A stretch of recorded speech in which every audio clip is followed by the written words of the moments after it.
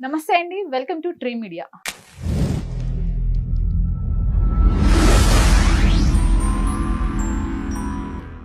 నిన్నటి నుంచి దాదాపు మోహన్ బాబు గారి ఇంట్లో ఏం జరుగుతుంది, ఇదే డిస్కషన్ నడుస్తూ ఉంది.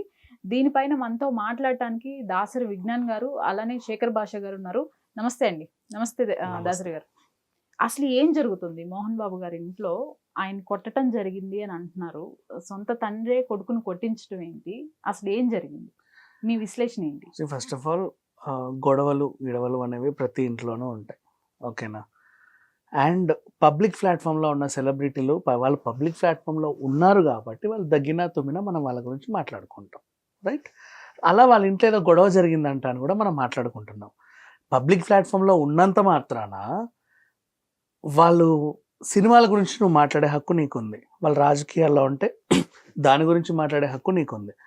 వాళ్ళ పర్సనల్ లైఫ్ మాట్లాడుకునే హక్కు మీకు లేదు, నాకు లేదు. సో మోహన్ బాబు గారి ఫ్యామిలీలో ఏమైందో పక్కన పెట్టేద్దాం. ఈలోపు నేను సినీ క్రిటిక్ కదా, ఇన్ని సినిమాలు చూసిన పాపని మీకు ఒక కథ చెప్తా వినండి. ఒక పెద్ద ఆయన, ముగ్గురు పిల్లలు, పెద్ద కూతురు, పెద్ద కొడుకు, చిన్న కొడుకు. ఓకేనా? ముగ్గురు పిల్లలు. వీళ్ళ ఇంట్లో ఏమైంది అంటే, చిన్న కొడుకు ఆల్రెడీ పెద్ద కొడుకు ఒక అమ్మాయితో పెళ్ళి అయిపోయింది, మంచి అరేంజ్డ్ మ్యారేజ్. కాకపోతే ఆ అమ్మాయి తరఫున బంధువులు రాజకీయాల్లో ఉన్నారు. ఆవిడ ఆ ఫ్యామిలీకి చెందింది, ఒక రాజకీయ పార్టీలో. ఆ ఊర్లో ఆ రాజకీయ పార్టీ ఆ రాష్ట్రంలో చాలా పెద్ద పార్టీ, గర్వంగా ఇచ్చుకున్నారు. చిన్న పిల్లోడు ఒక అమ్మాయిని ప్రేమించాడు. నాన్న నేను ప్రేమించాను అని చెప్పాడు. ఎవరిని ప్రేమించావురా అంటే పలానా అమ్మాయి. ఆ పలానా అమ్మాయి ఓ రాజకీయ పార్టీకి చెందినటువంటి అమ్మాయి.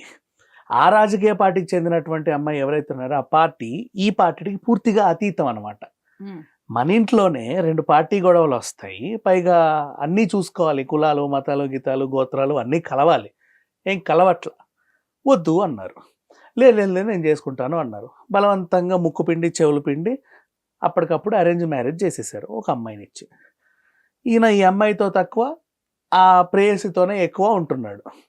ఆ ప్రేయసికి ఏమైంది, ఇంకొకరితో పెళ్ళైపోయింది. ఇప్పుడు ఆ ప్రేయసికి ఇంకొకరితో పెళ్ళైనా, ఈ చిన్న కొడుకుకి ఇంకొకరితో పెళ్ళైనా, వీళ్ళిద్దరు కలిసి బెంగళూరులో కాపురం పెట్టారు. 7.5 ఏళ్ల క్రితం జరిగిన స్టోరీ నేను చెప్తున్నా. 7.5 ఏళ్ల క్రితం నుంచి ఇప్పటి వరకు, ఈ రోజు నుంచి. ఇకపోతే వీళ్ళకి ఒక బాబు పుట్టడం కూడా జరిగింది. ఆవిడ కూడా ఏం చేసింది, ఆ హస్బెండ్కి విడాకులు ఇచ్చేసింది. ఇక్కడ కూడా ఈయన నాతో ఉండనప్పుడు ఎందుకని వాలంటరీ రిటైర్మెంట్ లాగా వాలంటరీ విడాకులు తీసుకొని యుఎస్ వెళ్ళిపోయింది. వీళ్ళిద్దరూ ఎందుకు అలా దూరంగా ఉండాలి, ఏదో రోజు ఒకటవుదాం అనుకున్నారు. ఒకటవుదాం చెప్పినప్పుడల్లా చివాట్లు వాళ్ళ వల్ల అవట్ల. చూసి ఒక రోజుకి మొత్తానికి పెళ్లి జరిగింది. ఎలా జరిగింది, ఈ ఇంట్లో పెద్ద కూతురు చొరవ తీసుకొని చేసింది. ఎందుకు పెద్ద కూతురు వీళ్ళకి సపోర్ట్ చేసింది అంటే, ఆ పెద్ద కూతురు కూడా వీళ్ళతో చెడింది. రీజన్, పెద్ద కొడుకు భార్య ఒకానొక ఫంక్షన్లో ఆవిడని ఏదో అనింది అన్నట్టుగా ఫీల్ అయింది. అలాంటి వాళ్ళం కాదు మేము అన్నట్టు. అక్కడ ఆవిడ హర్ట్ అయింది. అలాంటి వాళ్ళం కాదంటే మేము ఎలాంటి వాళ్ళం అని. వీళ్ళకి మాటలు లేవు 7 ఏళ్ల నుంచి. సో చిన్న తమ్ముడికి సపోర్ట్ చేసి దగ్గరుండి పెళ్లి చేసి, నాన్న మన ఇంట్లో జరిగే వేడుక, అందరికీ మనం ఏదో అవ్వకూడదని కుటుంబాన్ని అంతా పిలిచి హల్దీ ఫంక్షన్ దగ్గర నుంచి అందరి నుంచి చేసింది. ఈయన ఏం చేశాడు, అసలు నేను చేసుకున్న ఆవిడ్ని చీచి అంటున్నాడు కదా మా అన్న. ఆవిడకి ఎంత ఉందో నా భార్యకి ఎంత ఉందో నేను చూపించుకుంటా అని చెప్పేసి పెళ్ళైన తర్వాత భారీ బల ప్రదర్శన చేశాడు. కార్లు, పెద్ద క్యాన్వై అనమాట. దేశంలో నరేంద్ర మోడీ కూడా ఎంత పెద్ద క్యాన్వై. ఇక్కడ నుంచి నంద్యాల వరకు వెళ్ళాడు. అడుగున ఊరున్న టపాకాయలు, ఫోటోలు, గీటోలు, హారతులు, మంగళహారతులు, మేకబల్లు, ఆ రేంజ్లో వెళ్ళిపోయాడు. ఆళ్ళగడ్డ కూడా మా అల్లుడు అని స్వీకరించింది గర్వంగా. వాళ్ళది ఒక ఫ్యాక్షనిస్ట్ ఫ్యామిలీ, అఫ్కోర్స్ వేరే పార్టీలో ఉన్నా కూడా. ఇలా ఇవన్నీ జరిగాయి. ఇప్పుడు ఆ ఫ్యాక్షనిస్ట్ ఫ్యామిలీలో ఆ పెళ్లి కూతురికి ఓ అక్క ఉండింది. ఆవిడ ఆల్రెడీ గింత్రిగా రకరకాలుగా చేసి ఉంది.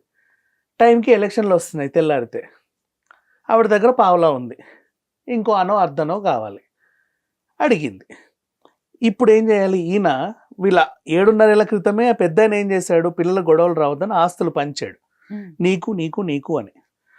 ఈయన ఏం చేశాడు, ఆయనకి ఇచ్చిన నీకులో అమ్మకానికి పెట్టాడు. పెద్ద కొడుకు ఇనిషియేట్ మధ్యలో దూరాడు. నాన్న ఇచ్చాడు ఆస్తి నీదే కాదనం, దున్నుకో, రెంట్కి ఇచ్చుకో, నీ ఇష్టం, అమ్మడానికి వీల్లేదు. నాన్న బ్రతికున్నంత వరకు ఈ టెరిటరీ అమ్మొద్దు, ఆయన లేనప్పుడు నీ ఇష్టం, నువ్వేమన్నా చేసుకో, మేము అడగం, ఎవరిని అడగం, ఎవరి ఇష్టం వాళ్ళది. ఓ రూల్ పెట్టాడు. నువ్వు ఎవరికి రూల్ పెట్టాడు, నా వల్ల కాదు, నేను నమ్ముకుంటా, నాకు నా అవసరాలు నాకు ఉన్నాయి, who are the hell are you, నీకు నాకు సంబంధం లేదు, నాది నాకు సంబంధం. ఇలా ఒక గొడవ అయింది. ఆ గొడవ 2.5 ఏళ్ల క్రితం పాపం కొట్లాడుకుంటే సోషల్ మీడియాలో కూడా బాగా వైరల్ అయింది. అప్పటికి వాళ్ళు ఏం చేశారంటే, కవర్ చేశారు, ఇది ఒక రియాలిటీ షో, అదిగో కెమెరా చూడు, నీకు ఇన్ని చూసారు కానీ ఆ కెమెరా చూడలేదు మీరు అని చెప్పేసి కవర్ చేశారు. ఏదో అయిపోయింది. బట్ అది కవరింగ్ కాదు, యాక్చువల్గా ఏంటంటే మన ఇంటి పరువు బయటపడ్డం ఎందుకు అని, అంత తప్పేం కాదు, దాన్ని అదే అంటారు. నెక్స్ట్ ఇప్పుడు ఏం జరిగింది, ఈయన కన్ను ఒక స్కూల్ మీద పడింది. స్కూల్ మీద ఎందుకు పడిందంటే, ఆ స్కూల్ని కదిలిస్తేనే వీళ్ళందరూ కదులుతారు అనిపించింది. యాక్చువల్లీ ఈయన అవసరం ఇంకేదో, కానీ స్కూల్ని కదిలించాడు. ద రీజన్, అది ఆల్రెడీ ట్రస్ట్ 25% అందరికీ ఫ్రీగా విద్యను ఇస్తుంది. దాన్ని గెలికితే కోర్టులో గట్టు పంచాయతీ ఉంటే తాళం వేస్తారు, అది పంచాయతీ తెగే వరకు తాళం తీయకూడదు. ఇక్కడ విద్యార్థుల భవిష్యత్తు కదా. ఆ టైంలో మళ్ళీ ఏం చేశాడు, ఆ తల్లిదండ్రులందరి దగ్గరికి వెళ్ళేసి నెగిటివ్ చేశాడు, మీ దగ్గర ఫీజులు ఎక్కువ దొబ్బుతున్నాడు, దానికి ఏం చేసుకుంటున్నారు, క్వాలిటీ లేదు, అది లేదు, ఇది లేదని వాళ్ళు నెగేసాడు. ఇతనే వెళ్ళి నెక్స్ట్ అక్క తమ్ముడు కలిసి ఇండస్ట్రీలో ఆ పెద్ద కొడుకుని కమిడియన్ని చేసేసారు. ఆయన బేసిక్గా ఇంట్రోవర్ట్, కలవాడు ఎక్కువ, వీళ్ళు బాగానే తిరుగుతారు, వెళ్ళి ఆయన కమిడియన్ని చేసి పడేశారు. అదొకటి. అంటే ఇంకా చేయాల్సిన, ఈయన కొంచెం తాగేసి వచ్చి ఇంట్లో గొడవ చేసే అలవాటు కూడా ఉంది.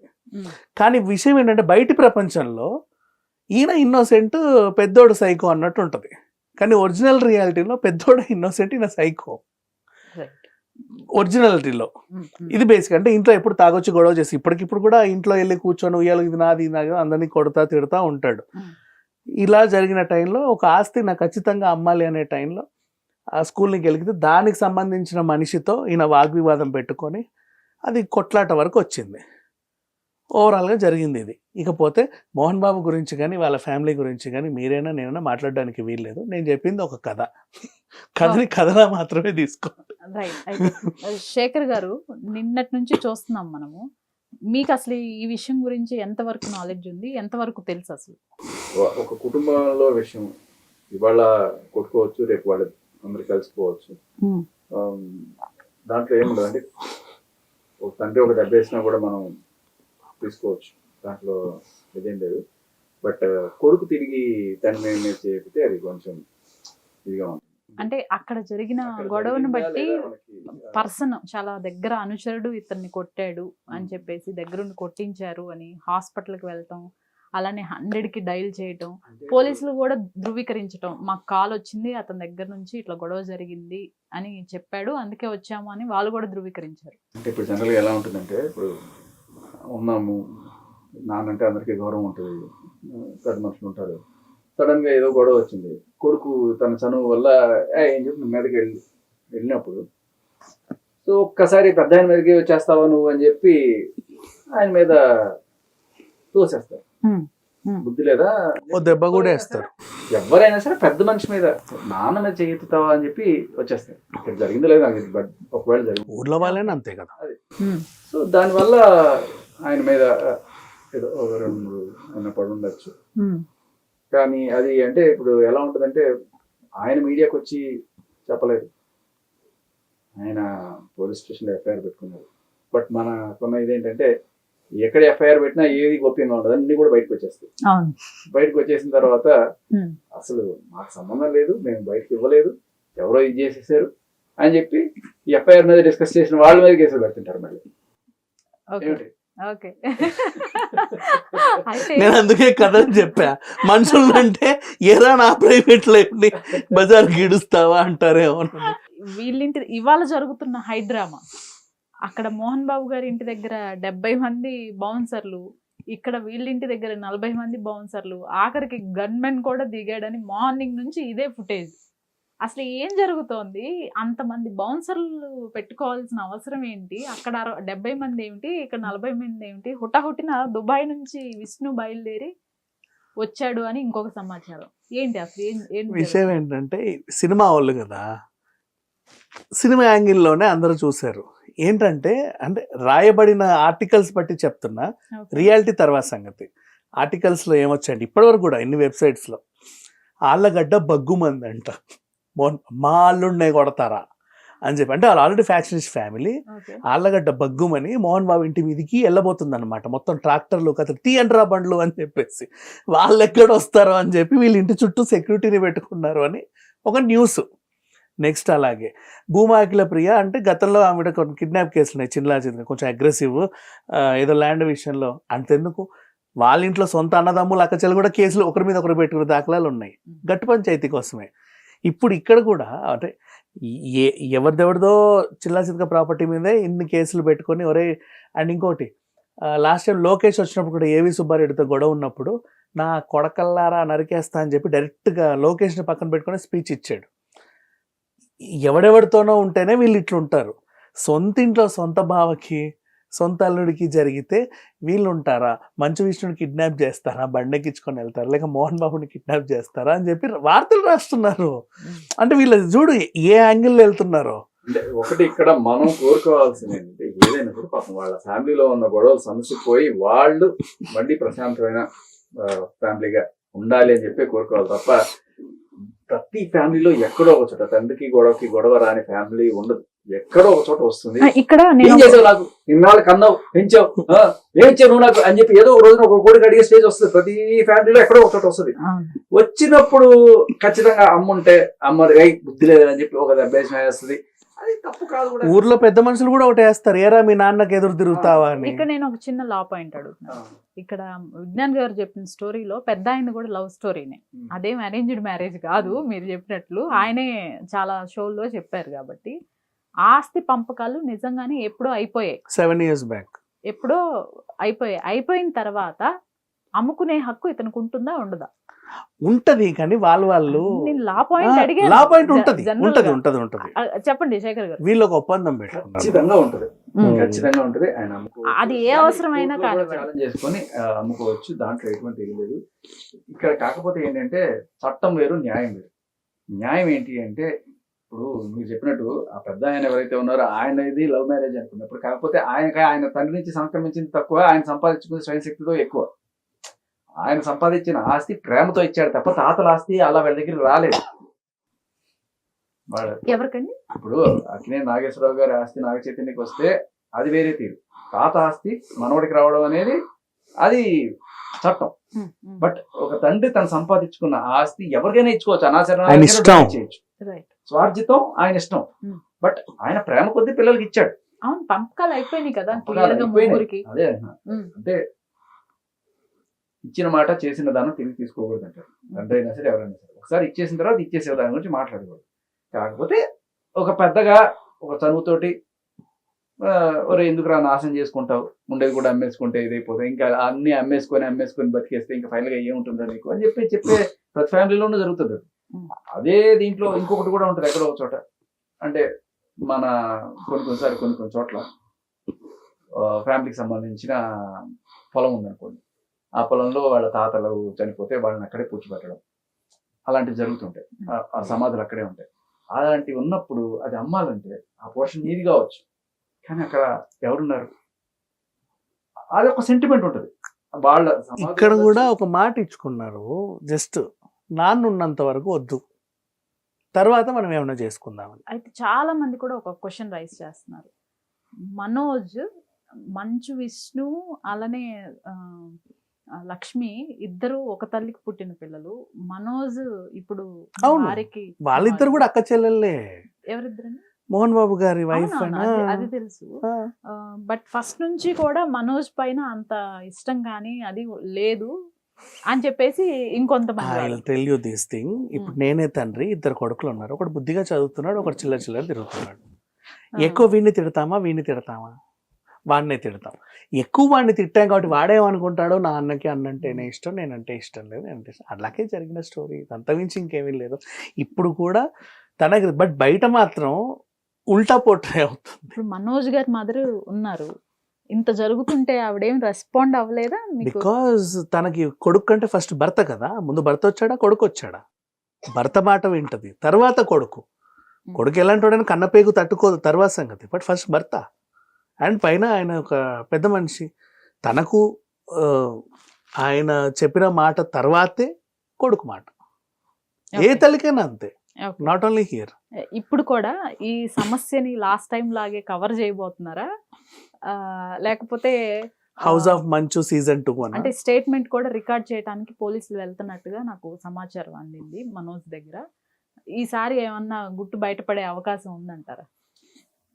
బయట పడకుండా ఉండాలని నేను కోరుకుంటున్నాను. యాక్చువల్లీ ఏమున్నా కూడా ఫ్యామిలీలోనే ఉండాలి. వాళ్ళు త్వరలోనే రాజీ పడి ఇవన్నీ కూడాను ఏ ఇంట్లో ఉండకూడదు నేను కోరుకుంటున్నాను. ఏ ఇంట్లో అయినా ఇది కామన్. దీన్ని మనం ఆయన్ని చెడ్డ ఈయన్ని చెడ్డ అని చెప్పి నేను ఇది ఖచ్చితంగా చూడను. ఒక ఉడికి రక్తంలో ఒక ఆవేశంతో ఉంటది, అది ఆయన అర్థం చేసుకోవాలి. అలాగే పెద్దవాళ్ళకి కొన్నిసార్లు చేదస్తాలు ఉంటాయి, అది పిల్లలు అర్థం చేసుకోవాలి. ఈ రకంగా ఇద్దరు కొంత రాజీ చేసే ఒక పెద్ద మనిషి అయితే ఖచ్చితంగా కావాలి ఈ టైంలో. ఎవరన్నా ఒక పెద్ద మనిషి, మేబీ చిరంజీవి గారు లేకపోతే ఎవరైనా సరే కొంచెం చొరవ తీసుకొని ఒక మాట మాట్లాడితే కూడా దట్ విల్ బి గుడ్. పెద్ద ఇట్లాంటి సినిమాలు చేశారు మోహన్ బాబు గారు, ఎంతో మందికి తీర్పులు చెప్తారు దాంట్లో. అంతే కదా, ఆయన క్యారెక్టర్ కూడా రియల్ లైఫ్ లో కూడా ఆయన అంటే మాట అనే టైప్ లో మనిషి ఆయన మోహన్ బాబు గారు. At the same time Manchu Manoj కూడా చాలా మంచి మనోజ్ అనే ఒక పేరు ఉంది బయట. గమనించండి, మీమ్స్ సీన్స్ లో మనోజ్ మాత్రం అన్ని మీమ్స్ కి ఇప్పుడు కూడా పబ్లిక్ లో ఇది లేదు. ఇంతవరకు చూడాలి ఇప్పటివరకు లేదులే. సో అంటే తనకి ఆ యాంగిల్ లో చాలా మంచి పేరు ఉంది. అండ్ అలాగే మోహన్ బాబు గారికి ఫస్ట్ నుంచి కూడా ఇండస్ట్రీలో అంటే మనిషి కొంచెం దురుసుగా స్ట్రైట్ గా మాట్లాడినా కూడా ఆయన న్యాయం పక్కనే ఉంటారనే ఒక ఇది ఉంది. డిసిప్లిన్ అంటే అంతే, అందరికి గర్గ్గా ఉంటది కానీ డిసిప్లిన్ కాదు విజ్ఞాన్ గారు. ఇక్కడ శేఖర్ గారు ఒక మాట అన్నారు, పెదరాయిళ్ళ తీర్పు చెప్పే మోహన్ బాబు గారికి ఇప్పుడు చిరంజీవి గారు వచ్చి తీర్పు చెప్పాలంటారా? చిరంజీవికి మోహన్ బాబుకి అసలు డిఫరెంట్ కంపారిజన్ ఏంటి? మోహన్ బాబు ఎక్కడ, చిరంజీవి ఎక్కడ? వీళ్ళ ఇంట్లో ఏమన్నా అయితే ఆయన వచ్చి చెప్పాలి కానీ వాళ్ళ ఇంట్లో అయితే ఈయన వచ్చి చెప్పడం వచ్చిన ప్రతి రోజు మనం చూస్తున్నాం ఇద్దరు మంచి. కాకపోతే ఈ మధ్య కొన్ని చిన్న డిస్టర్బెన్సెస్ అయితే వచ్చినట్టున్నాయి. ఇవన్నీ కూడా blood is thicker then water. And ఇవన్నీ కూడా మనం ఏదో హడావిడి చేసుకుంటాం కానీ ఫైనల్ వాళ్ళు కలిసిపోతారు తప్ప.